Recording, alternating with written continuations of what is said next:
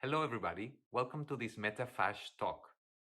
My name is Giancarlo Pazzanese, and today I want to share with you the journey that brought me from analog art into designing my first 3D fashion collection. So we are going to be reviewing today some of my past artworks regarding body art, performance, street interventions, and how this led to design my first 3D fashion collection. Today, I am a fashion lecturer at the Amsterdam Fashion Academy, and I created this talk specially aimed at fashion students, people who are beginning into learn 3D fashion design, and also enthusiasts who work independently, so the do-it-yourself creators. During this video, we will look at my artworks, as I mentioned. We're going to have a sneak peek to my collection, and we're also going to learn some tips regarding two practical things. One is how to do digital fittings for social garment sharing, and the other one is how to export transparent video mixing Clo3D, which is the software that I use for designing 3D garments, and then how to bring them and export them into Premiere. These are some images of the experimentation that I have been doing with 3D fashion design. So here you see two of the looks of my capsule collection that I'm presenting in Metafash. I will explain them later more in detail, but this is what I'm doing now. I'm exploring different bodies, different materials, and different fabrics that cannot exist in real life. How did I got here? And this is the presentation topic of today. What brought me from exploring street performance into exploring the digital universe or the metaverse? I always developed artworks around the topic of personal identity, national identity, and virtual identity now. So when I started learning 3D fashion, for me the most natural thing was to create a twin of myself. And that's how I started motivating myself to design garments, because it was more fun for me to develop garments and outfits for a version of myself in the digital world than using a standard avatar. So one of the first things that I did, I created in Photoshop this layer that it's a sort of like mask that I could put into an avatar and then start dressing myself. So here you have one of the first experiments that I did, and I discovered very quickly that it was much more fun to dress my digital twin. And also the digital space allows us to try different outfits, to try different silhouettes, to try maybe the fabrics or materials that wouldn't be combined normally, or to try garments that I wouldn't buy or I wouldn't do myself for the real world, but I could experiment with them in the digital universe or the metaverse. So this is what motivated me at the beginning, to create this twin and to explore identities, gender identities, expression with fashion through digital fashion. But let's go back in time. Let's go back to the first artworks that I was doing that were analog when I was still a student over 20 years ago. And slowly we're going to come here and review my latest collection. So this artwork is more than 20 years ago, and it's one of my first public exhibitions, and it's called DERMATOSCOPIA. And this was a self-portrait with an endoscopic camera. That means that it's a small camera like a gun that you can use to film inside and outside of your skin. It's used in cosmetic places to film your wrinkles and to film under your skin. The way I use this tool or this camera was to make a self-portrait of myself. So in this art installation, when the people went into the room, they could see parts of my skin where I was going all over my body. So it was a very intimate portrait where I show myself in my own skin, but it was so close that the public actually couldn't see me.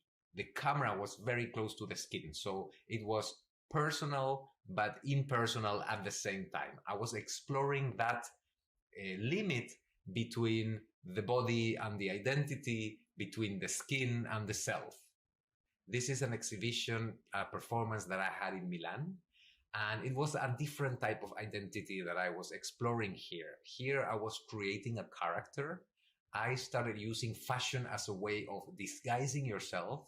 So I was creating this character, and I came with the idea of making a protest against the church because there were so many scandals of the church.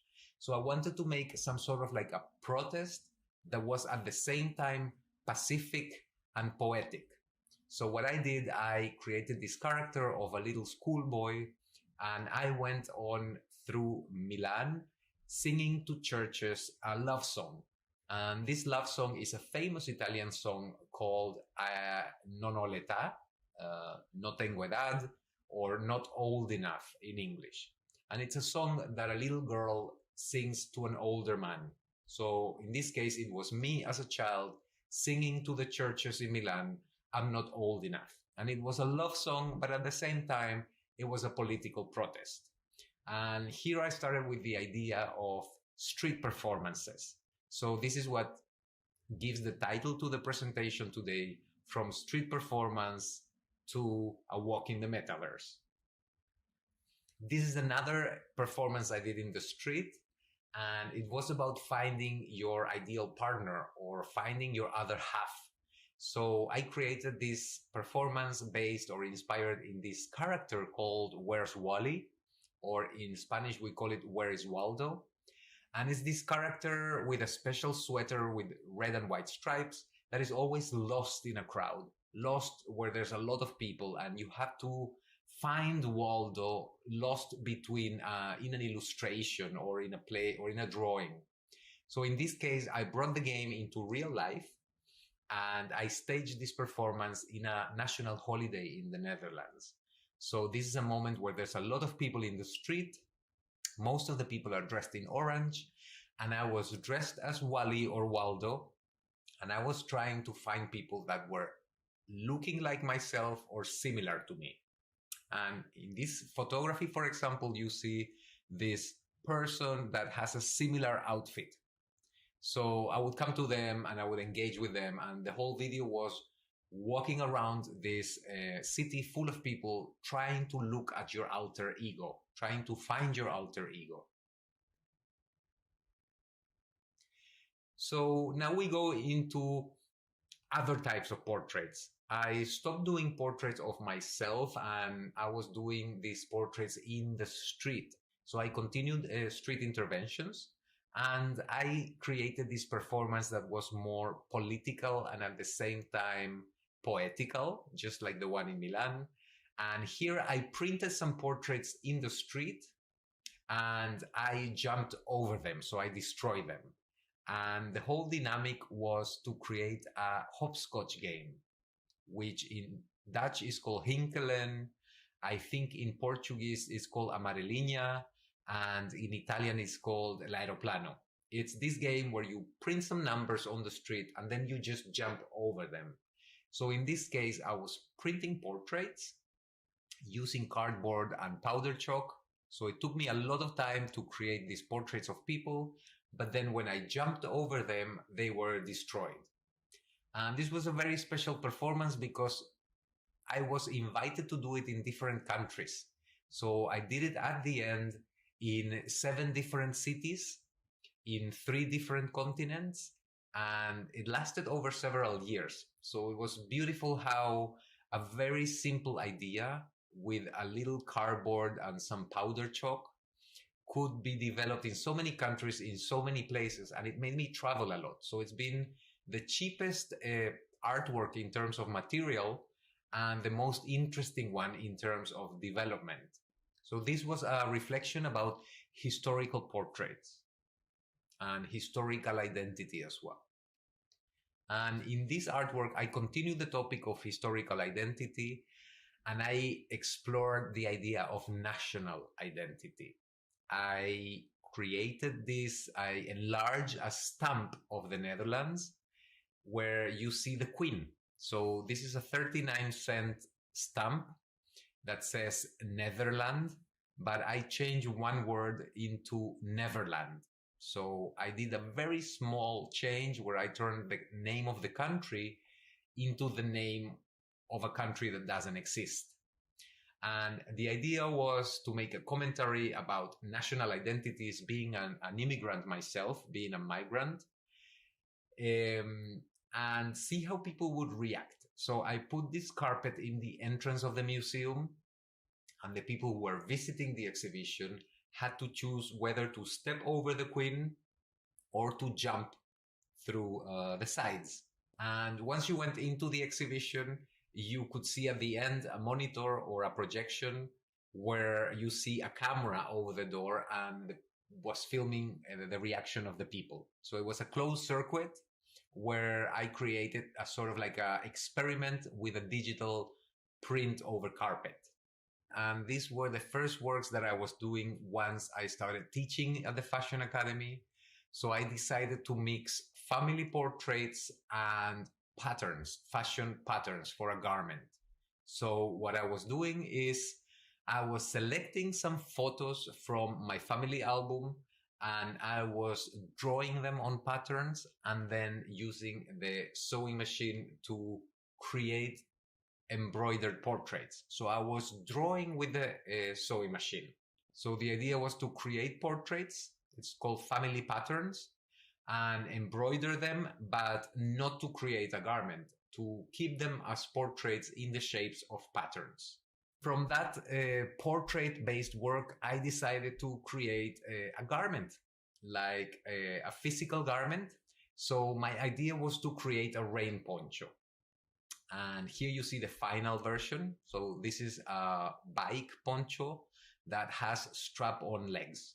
This was my original idea. So before I constructed this poncho, I wanted to try the process digitally. And this is when I started learning digital fashion. I thought, okay, in order to waste less fabric, I can try this as digital. I can do digital samples, and when I'm happy about it, I can do it physically. So here you see a software called Claw, where you can draw the patterns on one half of the screen, and then it will show it, you can sew it onto the avatar and simulate the garment. So in order to do that, I had to learn the 3D software myself. And here you have some samples of the first experimentation. Here you see different materials that I was experimenting with. So I was creating these ponchos, and this was one of the first garments that I did with a print. So it was when the lockdown started. So I created my first social distancing garment. So this brought us until today. This was one of the finished garments. I did a puffer jacket that was fully digital, and you see on one side the real photo, and on the other side the combination of a digital garment over a real photo. So this is the story on how I ended up creating this collection for Metafash, where I explore different textures. So let's have a look at the collection. The name of the collection is Displaced, because the idea behind most of the garments is I change the location of the textures. So I create textures that are not real or that I couldn't exist in physical world. It was inspired on an artwork that I did, that it's an object installation that has like a punk aesthetics. So this punk, spikes, latex and leather were the inspiration for the collection. Here you see the mood board. So the starting point for my collection was vegan fur, was punk aesthetics, was the explosion of textures based on some errors, lace, of course Vivienne Westwood for the punk, and several other materials and artists. As I was just explaining, here you can see a very good detail of how do I work with these fabrics or textures that cannot exist in real life. So basically it's a displaced layer that creates a texture. So this is the first look. It's called Paleo Punk, where you see a combination of leather and this texture made of digital spikes or digital points. The second look is called Osteoporosis. I just was explaining you, it's a mix of a lace, it's a lace texture that has been displaced. So the distance between the lace and the texture creates this bone structure, almost like a mineral structure. This garment is called Mink Nipples, and it was a gender neutral garment where I mixed materials that couldn't be mixed in real life, which is glass, this transparent glass, with fur. In this case is mink fur. So the idea is to create these dripping nipples with stripes of fur that are running down the body. Here we have the third look that is called The Story of O. And you can see here the floating textures that I was talking to you in a second. So these are like textures that have been displaced outside of the fabric and appear as if they were floating. Here you can see how they kind of like float over the person. And this is the last look of the collection. It's called Harry Mary. This is actually like an extended hoodie turned into a dress. And it's inspired on the image of Mary Magdalene. Mary Magdalene, in one of the legends, has hair that is growing all over her body. And I inspired in that legend and I created this garment where actually hair covers entirely the garment and the body of the person. So as I promised earlier, I'm quickly going to show you two tricks that I used in this collection. One is how to create transparent videos and the other one how to do virtual fittings. So the first technique that I'm going to show you is how to do these videos that are transparent, where you can put an avatar over a photography. So to create an effect like this, you need to export the avatar animation from Clo 3D with a transparent background. So how do we get this? In order to get this effect of multiple avatars, we need to export our video as a green screen, just like in the movies. So later we will replace all what's green by a transparent background. So let's go into Clo. This is Clo 3D, the software that we use to create the puffer jacket. So once the garment is ready, I'm not going to explain you how to do all the process. This is for the people who are already experimenting with Clo. Let's go into how to export the green screen video. So we need to go into the render and we create the render of that puffer jacket. So it's going to take some seconds. In order to make the background green, you need to set the document like you would set any document to export a video. Only that in background, you put color green. And the green that we want is this specific code. So it's 00B140. So once we put this color, we can set up the video to export the animation that we have. I have a specific section of the animation that I want to export. And here we put the background color. We set here the video format, and that's it. So let's go to Premiere and see how we can turn this green into another background. So this is the interface of Premiere, and here you can see that I imported two of the clips, one with the close-up of the person and one with the person walking sideways. So the first thing is we put them on the timeline. So after that, I'm going to place a photo under. So just for you to see it, this would be the photo. And this is the video that it's on top. We have the two layers here. We see that the pink one is the photography and the purple one, it's the video. And we go into video effects. So within video effects, we need to look for keying, and the effect that we want is called ultra key. This is the one that will make our transparency active. So we just throw this effect over one video. We throw the same effect over the other video. And now we can edit that. Once we added the chroma key to both of the videos, we can open the effects controls, and we need to make this green transparent. So we locate the ultra key effect, that is right there, ultra key, and we will select the color, the key color. So we click once on the eyedropper and we bring it to the color that we want to make transparent. And automatically that will become transparent and we will see the layer under it. So we can repeat it again with the second one. We select the clip first, then we click on the eyedropper and we release over the grid. And now we have both clips with a transparent background. The second tip that I want to share with you is how do I do the virtual fittings. In this case, I have somebody contact me via Instagram and they wanted to wear the mink nipple dress. This was ReaWear Digital, and what I requested is to be sent a photography that I could use as a background, and on top of it I would load my garment. It all starts in Cloth 3D. So here you have again the interface of Cloth 3D, and we have the garment as patterns. And in this case, I have to mount the garment onto an avatar. And for that, I need to create the same pose as the photography.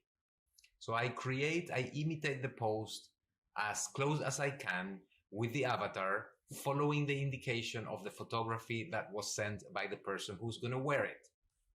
In this case, the garment is transparent, so I still need to export with the body of the avatar. Later, I will delete the head and the arms, and I would place the transparent body over the photography. So in order to do that, I render. So once it's fully rendered, I would export from here, and the settings that I create here is just a transparent background. So here we want the PNG image and the transparency on. So we won't export anything of the background. We will just export the avatar and the garment. I could also make the avatar transparent, but in this case, I want the body to be seen in order to show the transparency of the garment. I will render this, and once it's ready, it's going to be saved into my desktop, and I will open it in Photoshop. Once we exported the garment from Cloth 3D, we are ready to do the Photoshop part. So here I have a finished garment. So we have the model or the person who's going to wear it, and we have the virtual fitting done. But I will make this transparent and show you how the process is. So I opened in another window the exported garment. In this case, I needed to export the avatar because I want to see through the transparent garment. So the first part that I need to do here is removing the avatar's skin. We're going to copy this layer and I'm going to bring it into the avatar. The first thing that we need to do is make sure it's the same scale or the same size and that it matches the avatar. In this case, I did a pretty good job. And you can really see the fit by making this transparent. So you can make it 70, 60% transparent, and then trying to fit it the most close to the model. You're never going to fit it perfectly close, but the closest that you can, that's good enough. Then what I do is I make it fully visible and I start removing the skin.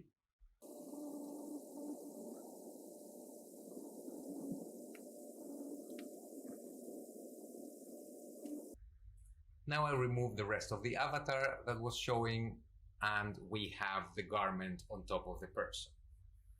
So in order to make it fit perfectly, we can delete parts of the model. or we can transform the garment. And for that, we go into transform, perspective, or distort, and we can move parts of the garment until it fits the body perfectly. So you can remove a little bit, you can distort, you can make it a little bit wider until it fits the avatar perfect. Once it's matching good,